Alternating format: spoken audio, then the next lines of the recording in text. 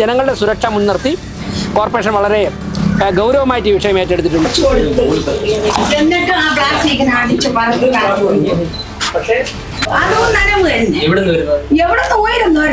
എങ്ങനെ ഈ ഫ്ലാറ്റ് വാസയോഗ്യമാക്കാം എന്നുള്ളതിനെ കുറിച്ചിട്ടുള്ള ഒരു റിപ്പോർട്ട്.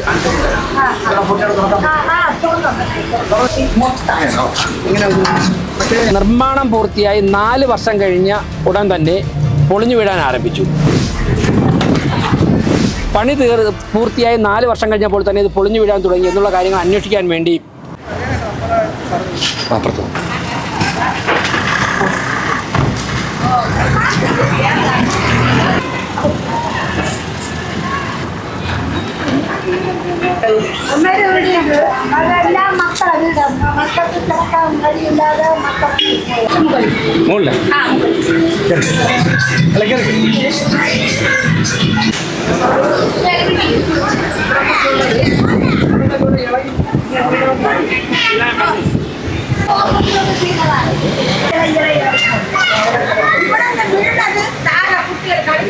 കിരണേ കൈ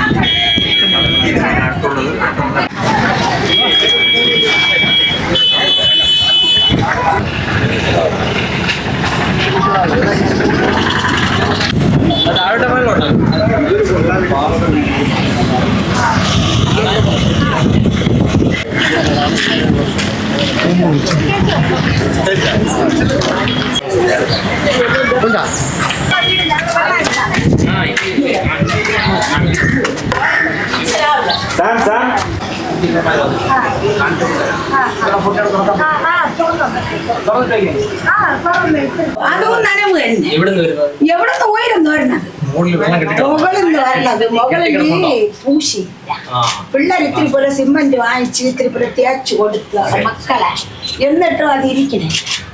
മഴ പെയ്യുമ്പോഴും ഈ പൈപ്പ് ടാങ്കെല്ലാം ഉണ്ട് അവിടെ, ആ ടാങ്ക് നിറഞ്ഞു പോകും. ടാങ്കെല്ലാം കാറ്റടിച്ച് അങ്ങ് വിട്ട് പോവും. അപ്പൊ പിന്നെ അതൊക്കെയും ഇത്തിരി വച്ച് പിടിച്ചൊക്കെ നിന്ന് തന്നെ വെള്ളം എടുക്കണേ. കാറ്റ് വന്നാ ഭയങ്കര മൊത്തം എല്ലാം നനവ് തന്നെ, എല്ലാം നനവ് തന്നെ. മഴ പോലെ ചെയ്ത ഈ താമ്പരപ്പൂ പോലെ ആദ്യം എനിക്ക് കയറാൻ പറ്റൂല. എന്നാലും ഞാൻ കയറി നോക്കി ആദ്യം വീട് കയറിയപ്പോഴും അപ്പോൾ ഈ താമര മുട്ട് പോലെ വെടിച്ചു വെടിച്ചു അപ്പോഴവർ ഇട്ടില്ല.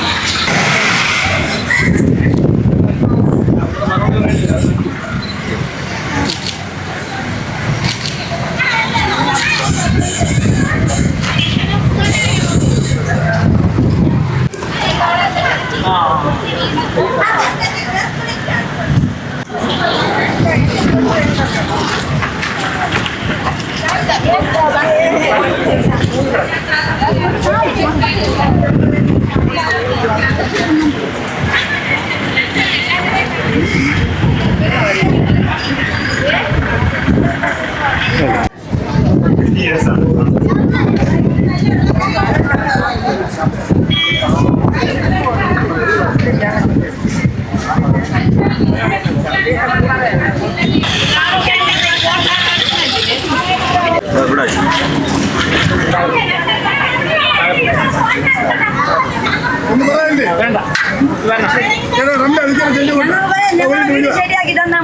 ഇപ്പൊ വന്ന് ഞാൻ പറയാം, ഞങ്ങൾ വന്നത് ഞാൻ 2 പ്രാവശ്യം ഇവിടെ വന്നു. രണ്ടാമതൊന്നും കണ്ടു. ആദ്യം ഞാൻ വന്ന് ഇലക്ഷൻ സമയത്താണ്. അതിന് രണ്ടാമതൊന്നും കണ്ടു. ഇന്നിപ്പോൾ എൻ്റെ കൂടെ വന്നിട്ടുള്ളത് അവരുടെ അദ്ദേഹം തിരുവനന്തപുരം എഞ്ചിനീയറിംഗ് കോളേജിലെ അധ്യാപകരാണ്. ഇതുപോലെ കെട്ടിടമൊക്കെ വയ്ക്കുന്ന സിവിൽ എഞ്ചിനീയറിംഗ് ഡിപ്പാർട്ട്മെന്റ് അധ്യാപകരാണ്. ഇതിന്റെ അകത്ത് നോക്കുക, ഇതൊരു റൂമാണ്. ഇതൊരു റൂമാണ്. ഈ റൂമില് ആരെങ്കിലും കിടക്കും. അങ്ങ് ബാക്കിൽ ഒരു ആല് വളർന്നു.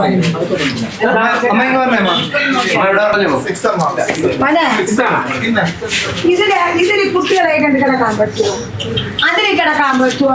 ബാക്കിൽ ഒരു ആല് വളർന്നു. അത് മുറിക്കാൻ ഒരു സൺസൈഡ് പോലും ഇല്ല. ആരെങ്കിലും കയറ്റി നിർത്തി മുറിക്കാൻ നോക്കിയാ മക്കളെ നേരത്തെ ഇതിൽ ആരെങ്കിലും കൂട്ടിയിട്ട് കഥവ് വെച്ചാണത്തെ കഥ വന്നറിയാം. മറ്റേ കഥ അത് ഒരു പ്ലാസ്റ്റിക് കൂടെ വെച്ചു കൊടുത്തു. എന്നിട്ട് ആ പ്ലാസ്റ്റിക്കിനെ അടിച്ച് പറത്ത് കാണിച്ചു. പക്ഷേ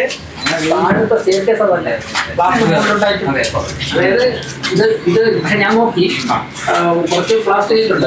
അത് നമ്മൾ ചെയ്തത് പിള്ളേരെ കൊണ്ട് ചെയ്തത്. അത് മൊത്തം ചെയ്യണം. അത് മൊത്തം ചെയ്യണം. അത് മൊത്തം ചെയ്താലേ പറ്റുള്ളൂ.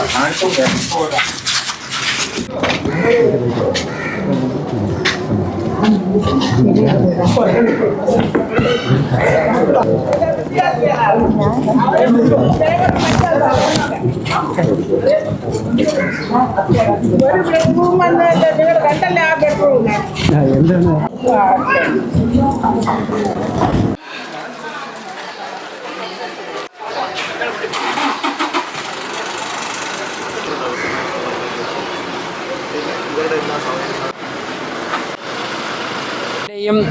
ഫണ്ട് ഉപയോഗിച്ച് നിർമ്മിച്ച ഫ്ലാറ്റുകളാണിത്.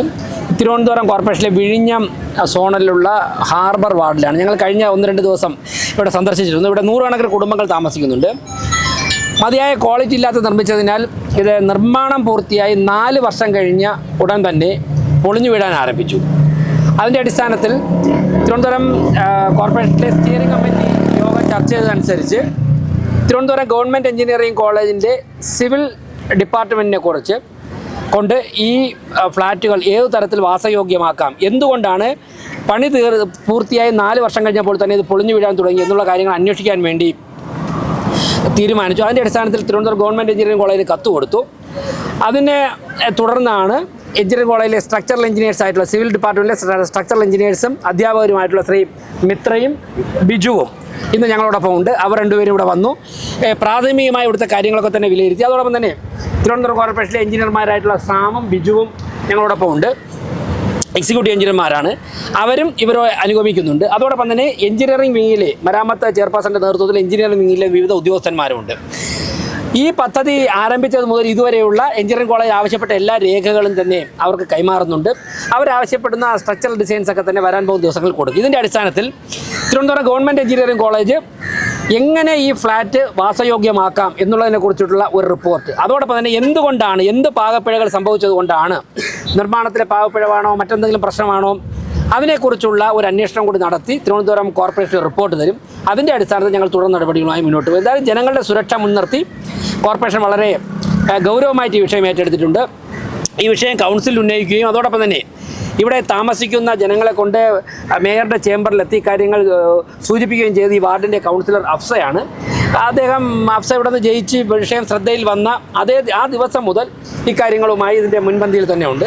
ഞങ്ങൾ എല്ലാവരും കൂടി ഒരുമിച്ച് നിന്നുകൊണ്ട് ഗവൺമെൻറ് എഞ്ചിനീയറിംഗ് കോളേജിൻ്റെ കൂടി ഉപദേശം തേടിക്കൊണ്ട് ഇവിടുത്തെ ജനങ്ങളുടെ സുരക്ഷ മുൻനിർത്തി ഈ പ്രശ്നം പരിഹരിക്കാനുള്ള പരിശ്രമത്തിലാണ്. അധ്യാപകരായതുകൊണ്ട് അവർക്ക് എന്തെങ്കിലുമൊക്കെ ഒരു വിലയിരുത്തലുണ്ടാവും. അതൊരു റിപ്പോർട്ടിൻ്റെ രൂപത്തിൽ അവരുടെ ഡീറ്റെയിൽ ഡിസ്കഷൻ ചെയ്ത റിപ്പോർട്ടിൻ്റെ രൂപത്തിൽ ഞങ്ങൾക്ക് തരുമ്പോൾ മാത്രമേ എനിക്കത് പറയാൻ സാധിക്കുകയുള്ളൂ.